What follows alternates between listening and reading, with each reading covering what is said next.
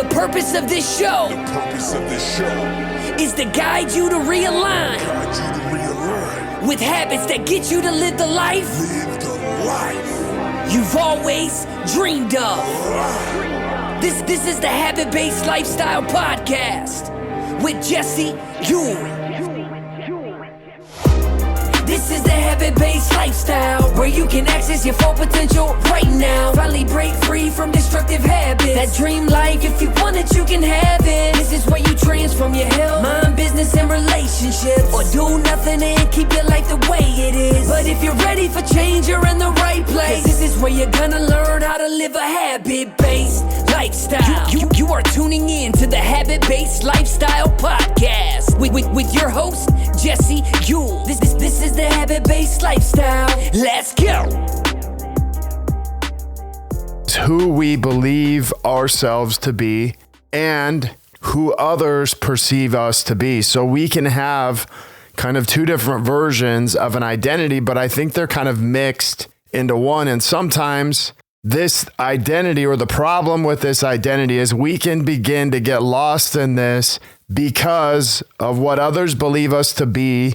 And then the actual thing that we get back from what others believe us to be. You see, so many years I was defined by my body, my fitness, sports, even my career as a personal trainer.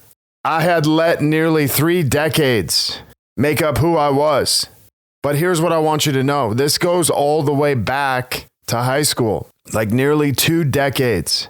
I programmed myself to believe that I had to be the fastest, the biggest, the strongest in everything I did. It didn't matter. It didn't matter if it was football. It didn't matter if it was boxing. It didn't matter if it was a weight room.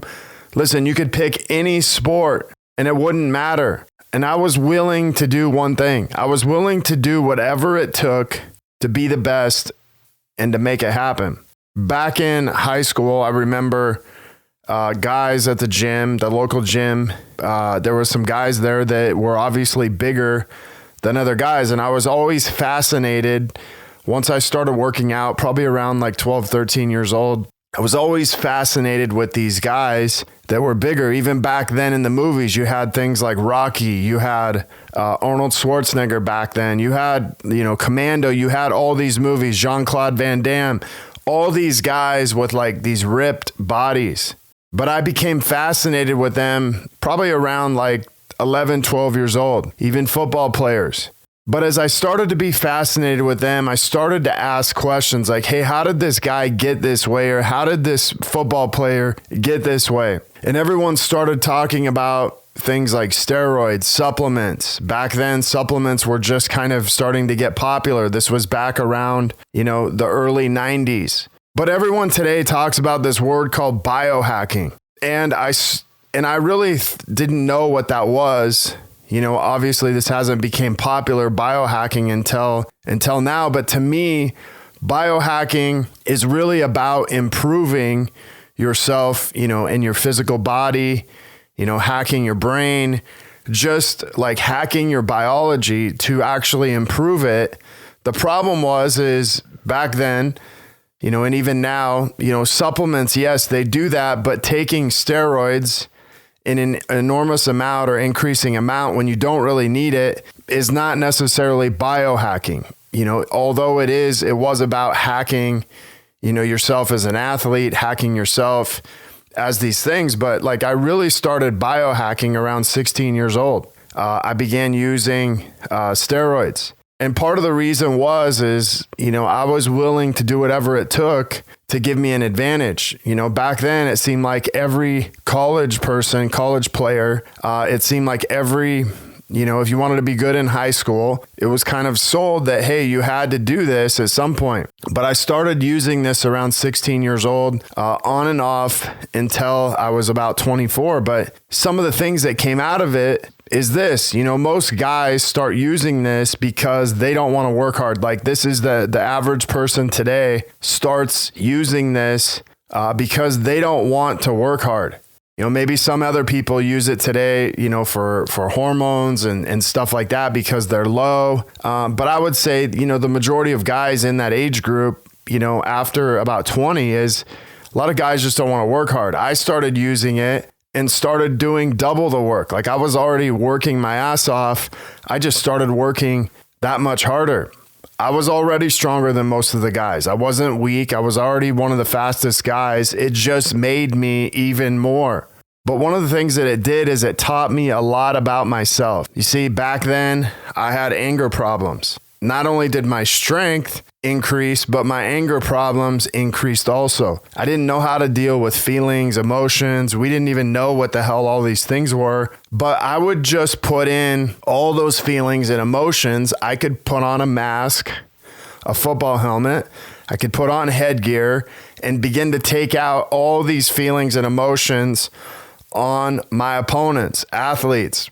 At times, I would maybe get into a fight. And once I got into my 20s, I got into a lot of fights. Even in high school, off and on at parties, I would get into tons of fights because I didn't know how to deal with these feelings and emotions.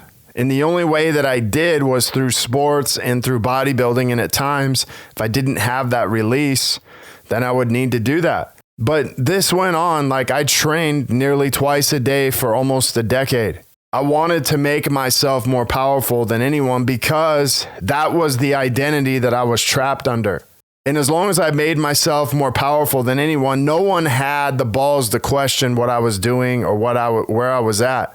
You see, one of the most powerful things that you can feel as a man is to feel stronger and more powerful than anybody else. Is to be faster, bigger, all these things, because when you're that, no one's questioning you at all. In fact, most people are intimidated to say anything to you.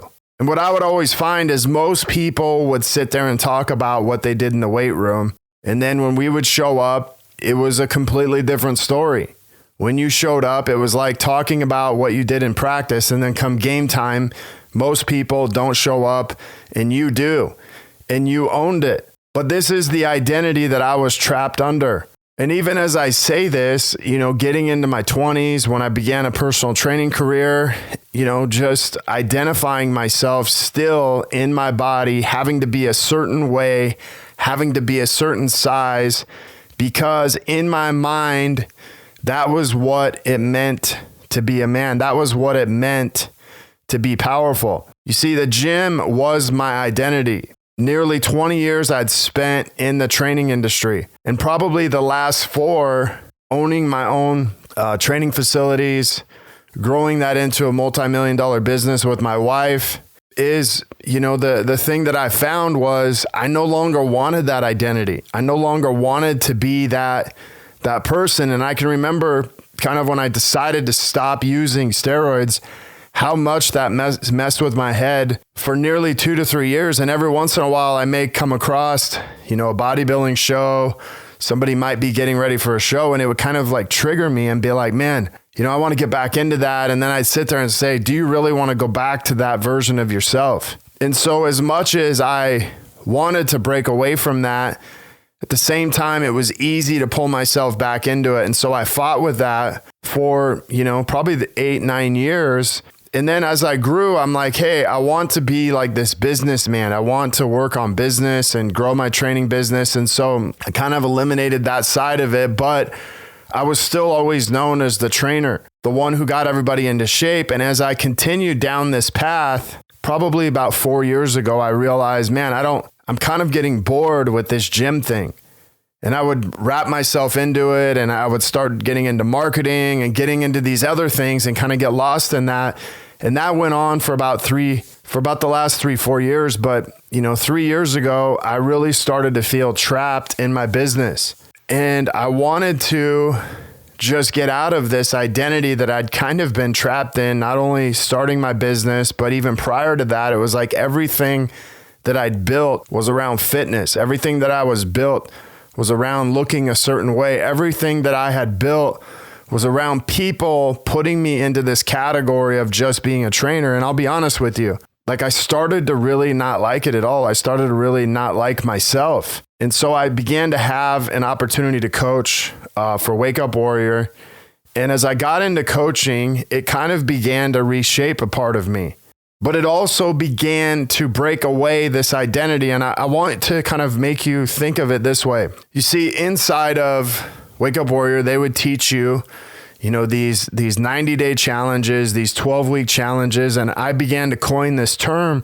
Hey, this is a challenge-based lifestyle where every 90 days you would go through this 90-day challenge. I started thinking about, man, if I just change this 1% every day, every quarter, I'm going to change around 9 to 10% every quarter.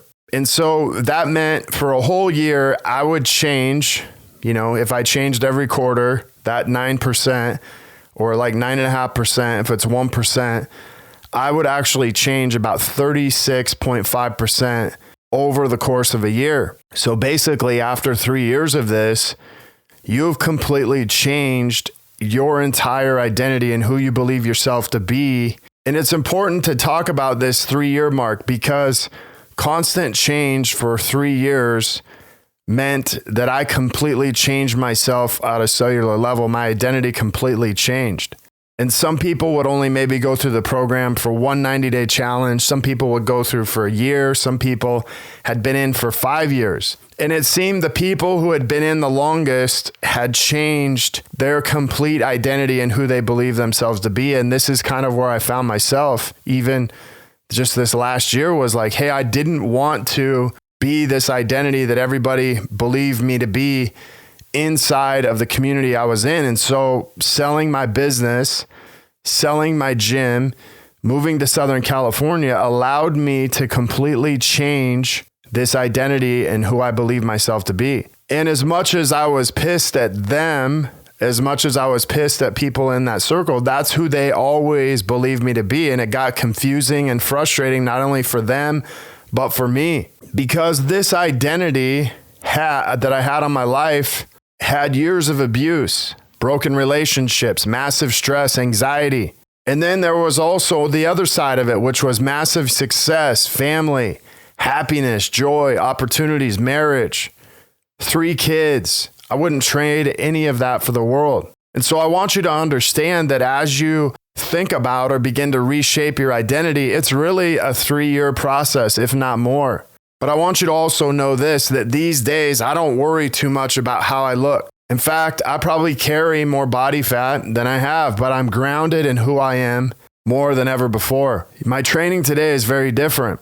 It's to get leverage and power so I can be the best that I can be, the best husband, the best father, businessman, coach, leader that I can be. And anytime I get stressed, it's easy for me to want to run back and be like, oh, I need to, lose some more body fat. I need to get bigger, stronger, all these things. But it's just because that was safe. And you know what? I very rarely will ever talk, if ever, about what I used to lift, that I even played football and did boxing and did a lot of these things I did because it's not who I am today. It's almost like a movie that I watched, 20 years ago. And what's funny? As much as I thought I was a badass then, I know that I would kick that guy's ass today because my mind and my body are more aligned as weapons now than they ever have been. Here's the other thing.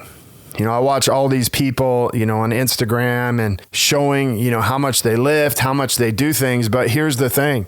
Your fitness will only impress me when it matches your mindset and other areas of life. So your fitness will only impress me if it matches your other areas of life. So being one-dimensional, hey, that's great. Going out and doing these 50, 100-mile races, that's great. But how is that impacting your marriage? How is that impacting your business? How is that impacting you on a spiritual level? You see, one of the things that this has allowed me to do, and one of the greatest gifts that I have accessed, is what's inside of me, not what's on the outside. And the more I train on the outside, the more I am disconnected on the inside. Your gifts are on the inside of you, not the outside. And no matter how much you change, how you look on the outside, you still have to access these gifts on the inside. Changing your identity is simply about changing your habits. It's about accessing what you truly want on the inside. And the gifts that I have found have all come from that place. Nothing on the outside has been much of a gift. Sure, I've had great moments, great memories, and lots of things.